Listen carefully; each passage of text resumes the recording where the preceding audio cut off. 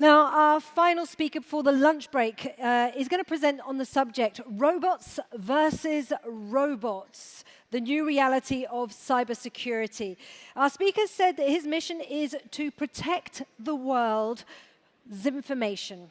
So please put your hands together. A warm hand of applause, please, for Yaki Faitelson, who is the CEO of Varonis.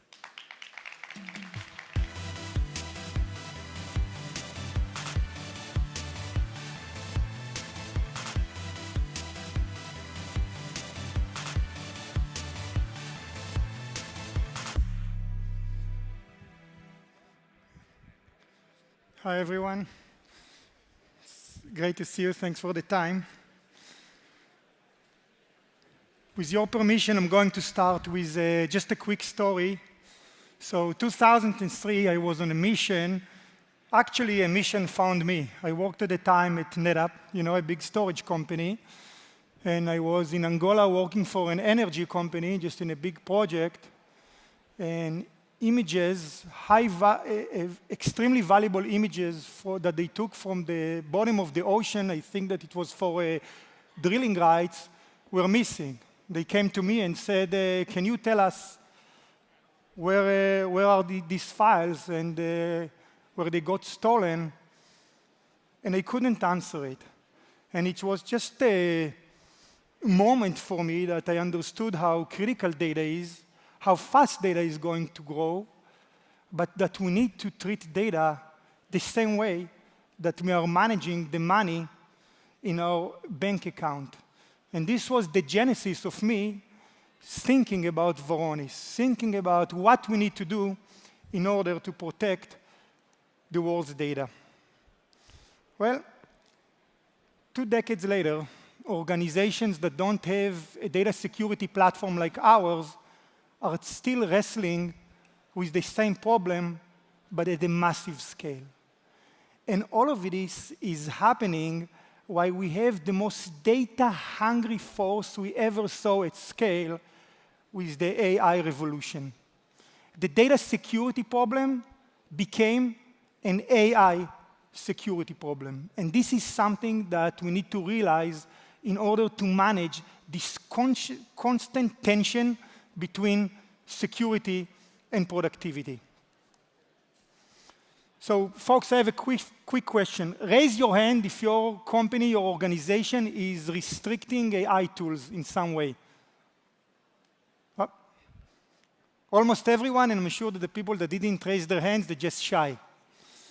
The reality is that Copilot and ChatGPT are tremendous tools, and all of these AI tools, but your company is afraid to lose control over their data. In Varonis, we perform thousands of AI risk assessments every year, and I have a front row seat to the biggest data breaches in the world. And today, without a doubt, the data is in much more risk than ever, and it's growing by the minute. Why is that?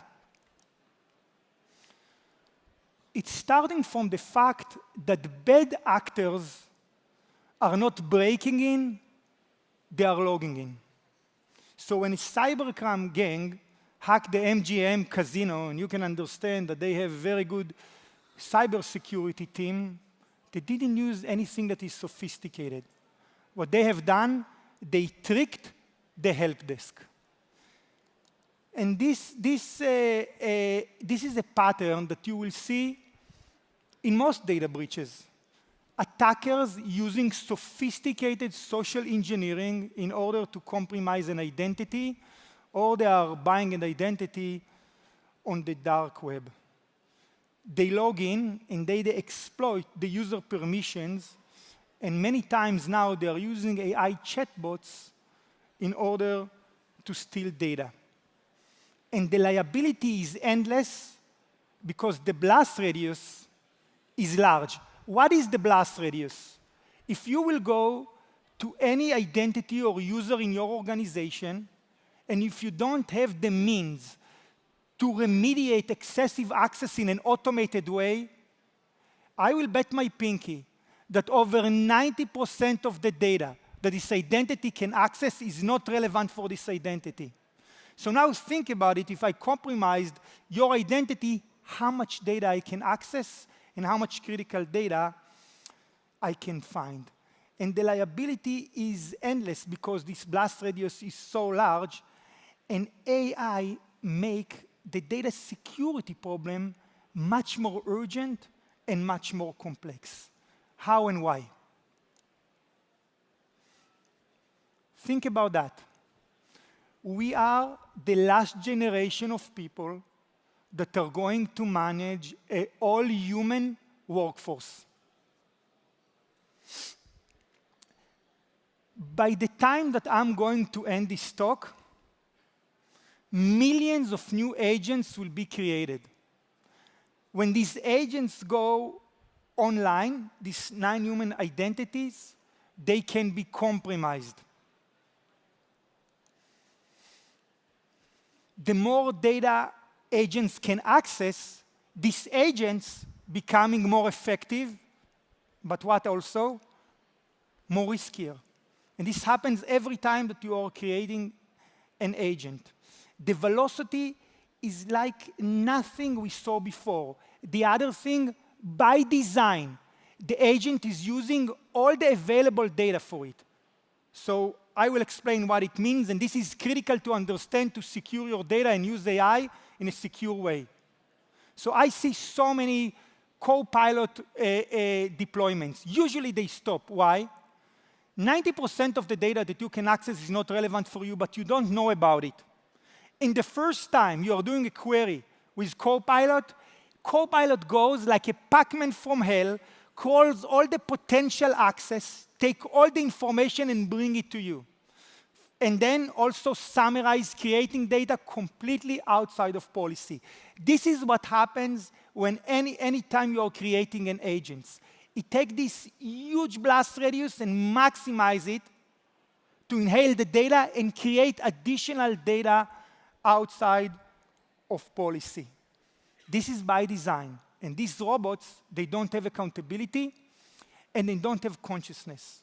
So what happens when the robots wake up one day and decide to delete a production database?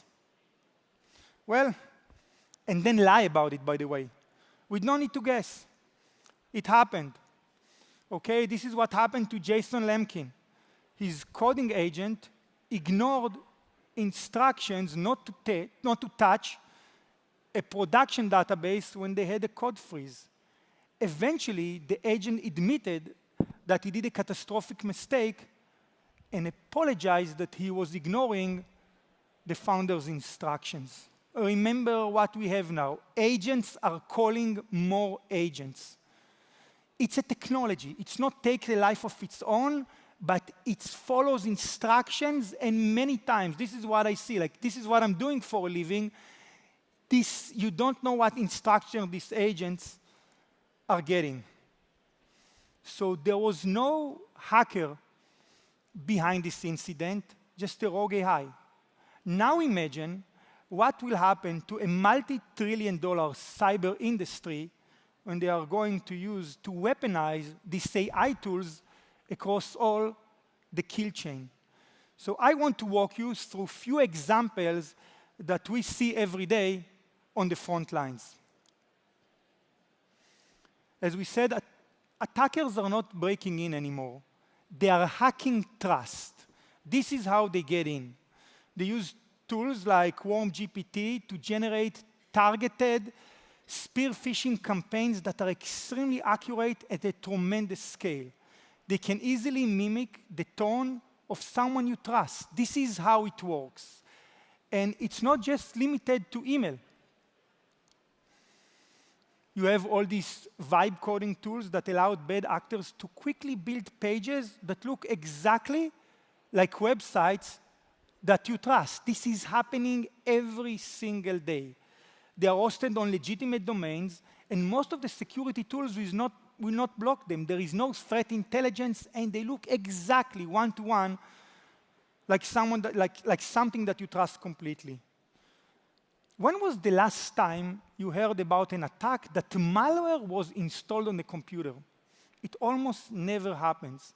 I can say without losing a heartbeat, that most of us, if not all of us, got a phishing email or a text this week, most probably today. So finding sensitive data also has never been so easy for attackers and insiders. And we said they just need to use Copilot and go to work. Go to Copilot and ask them about password, about credentials, PII, how much the CEO is making. And the other thing that you will see, after you get critical information, it intrigues you. It takes a legitimate person and make them an insider. You're starting to get a lot of data. They summarize a lot of information. Think about it today, how much effort you need in order to read 1,000 critical files. But what happens when you ask Copilot to do it for you? This is tremendous risk. So chatbots quickly expose information employees didn't know that they can access, and attackers love to exploit human emotion. But they also love to exploit AI desire to follow instructions. This is what these agents do. Look at this PDF. Looks completely benign. But if you look closer, you see that there is a hidden prompt, ask for a document summary, and many prompt injections are zero-click. If I put this PDF in your inbox, and then your AI tool is going to call your email, I can give your agent instruction and take your agents and create and turn it into a double agent. I'm doing it like that. Just by instructions. No security tool in the world will understand that this happened throughout the stack. The endpoint, the modern firewall, they are completely blind to this attack. Folks, this is the future. Actually, this is the present. This is what happens now as we speak. So, by now, you figure out that I'm an optimist. So yes, there is challenges, and there is data to protect, and the data is all over the place, and the attackers have many AI tools in their disposal, but thankfully, the glass is much more full than empty. So we, the defenders, are empowered with AI too, and we know very, very well how to protect data. So let me just walk you through what Varonis is doing. What are the robots we build to be 10 moves ahead of bad actors and mistakes? These are the two ways that you are losing information. Bad actors and mistakes. We will start really when all attacks today, almost all attacks are starting, and this is with deception. So this is how we use AI in a very sophisticated, extremely accurate way. So there are 3 AI techniques that are essential to detect the new breed of social engineering: NLP, computer vision, and sandboxing. Let's start with NLP. NLP analyzes, the overall topic and the tone and the intent of a message. Just detect subtle manipulation. If you look, usually in these conversations, they're always trying to trigger 2 emotions, fear or greed. But it struggles when the message is too short or too long. We use generative AI to rewrite the email, then look at the clone, look at it throughout the whole email state, and after that, use it to train our models to predict future threats. The second one is that if you look at text, bad actors are trying to bypass NLP using QR code and images instead of text. This is where computer vision comes in. We analyze all the visual elements like logos and layouts to extract text embedded in the images, and this type of deception is not exclusively limited to email. So how you detect a phishing website hosted on a trusted domain? Completely trusted domain, and someone is trying to do like a phishing attack. The URL are not blacklisted, and most of the technologies in the world will not block them. We see it. We give you a threat intel, test us, we go through it like knife through butter. And you have everything, your SASE, your firewalls, your proxy, nothing. So what you need to do? To combat this, our data scientists developed the first world AI phishing sandbox. Even for trusted website, the truth is in the payload, is with your ability to take the page itself. We call hundreds of URLs a day, and then the sandbox simulates the action, clicking on links, filling forms, and if there is anything suspicious, we block it. So this is the first thing. To make sure, we want that bad actors will be as far from the data as possible. They will try to come in with deception, with social engineering. This is the first thing we want to block. Then AI shiny data classification. You want to understand what is critical. You have a lot of information. Not just understand context and keywords. You want accurate classification and label the data in a reliable way. I want to make sure that you can't access PII unless you're an HR employee. I want to make sure if my data is labeled highly confidential, that Copilot will not be able to touch it. Understanding what data is critical. But the holy, holy grail of data security is reducing the blast radius. And this is one of the hardest things to do. Folks, if the right identities only can access the right data, you solve the lion's share of the problem.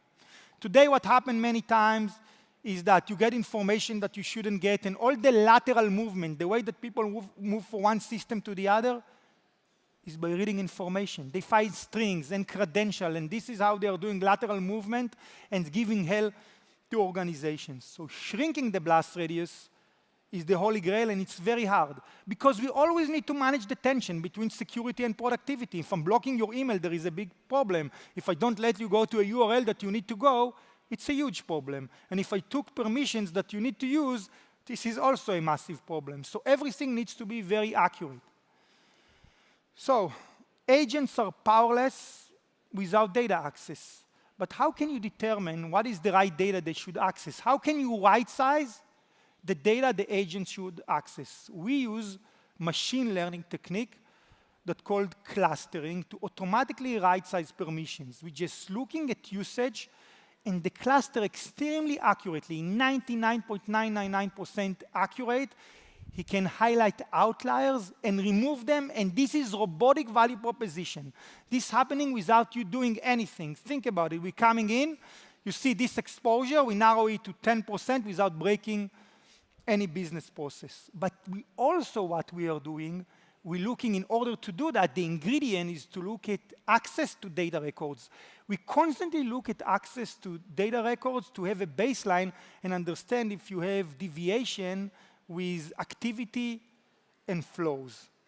Think about it like credit card fraud, high-end credit card fraud technology for data access. We learn what is normal, what is abnormal for human and non-human identity, and then we respond. We alert, stop, and respond. And the other thing what we have done, the way that we are using AI, it's completely agentic. We call it managed data detection and response. And our agents are handling all the first leg of every investigation and close it. Think about it. Every touch for every data record. In every mid-sized organizations, these are billions of events in every single day. You need to take these events to generate an alert, to understand if the alert is meaningful or not, and to close it. You need an army of people. Our robots do it. This is really robots against robots. So the robots do the heavy lifting, and humans are involved only when they need to do a decision that really matters. So we have more tool in our disposal, but hopefully with this example, we explain that this is a fight that we are already winning. So I devoted the last 2 decades to build a platform that can protect the world's data. It started in 2003.